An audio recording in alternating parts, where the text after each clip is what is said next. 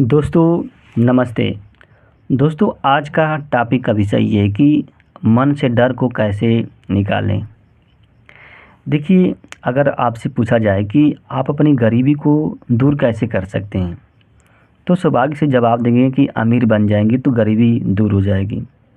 इसी तरह से अगर मान लीजिए अज्ञान है, अज्ञानता को कैसे दूर किया जा सकता है, तो ज्ञानी बन जाइए, क्या हो जाएगा, अज्ञानता दूर हो जाएगी। अगर अंधेरा को दूर करना है तो आप कैसे अंधेरा का दूर करेंगे, प्रकाश कर दीजिए, अंधेरा ऑटोमेटिक दूर हो जाएगा। उसी तरह से डर है, अगर आपको डर को दूर करना है तो क्या करना है, आप निडर बन जाइए। जब आप निडर बन जाएंगे तो ऑटोमेटिक आपका डर क्या हो जाएगा, भाग जाएगा। लेकिन निडर बनना भी इतना तो आसान नहीं है, इसकी भी एक प्रोसेस है। निडर बनने के लिए क्या है, आपको कुछ प्रोसेस से होकर गुजरना पड़ेगा, आपको तभी बन पाएंगे। यानी कि आपके मन को जो है मजबूत करना पड़ेगा, तभी निडर बन पाएंगे। और डर क्या होता है, देखिए डर आपके मन में अगर घुसा है तो निश्चित रूप से आप डर के बारे में सोचे होंगे, या कोई ऐसी परिस्थिति आई होगी जो आप उसके बारे में, उस परिस्थिति के बारे में सोचने के लिए मजबूर हो गए होंगे।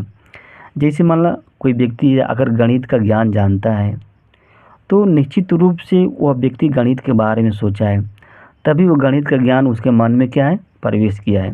तो उसी तरह से डर है, यानी कि आपके किसी न किसी रूप में आप डर के बारे में ज़रूर सोचे हैं। तो ये सोचने से क्या है, इसका मतलब आप सोचने से डर जाते हैं। एक फीलिंग है, एक भाव है, एक इमोशन है।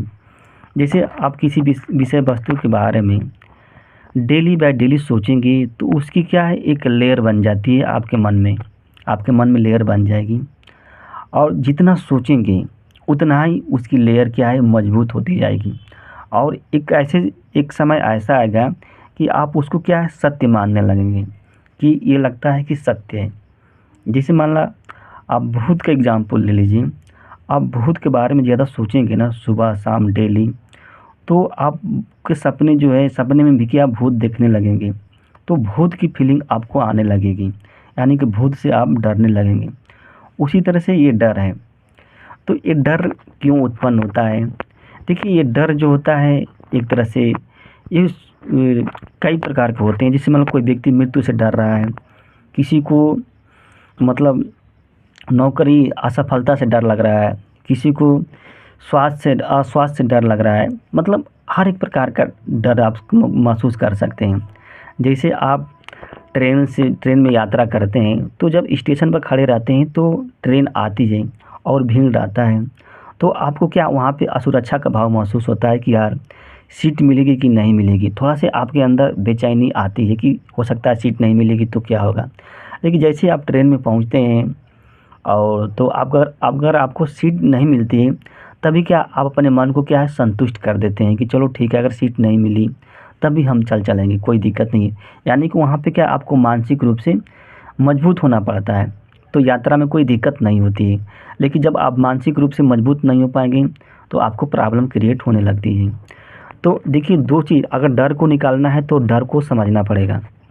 दो चीज़ होता है, किसी वस्तु का होना और किसी वस्तु के विचार का होना, दोनों में अंतर होता है।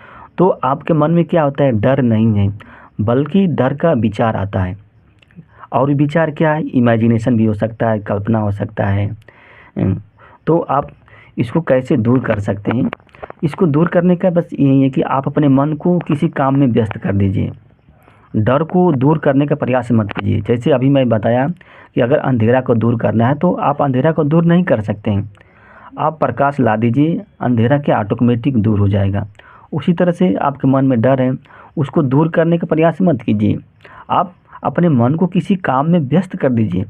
जब आप अपने मन को किसी काम में व्यस्त कर देंगे तो जो फीलिंग होगी डर की वो नहीं आएगी, क्योंकि जब आप दूसरे काम में व्यस्त रहेंगे तो उस काम की फीलिंग आपको आएगी।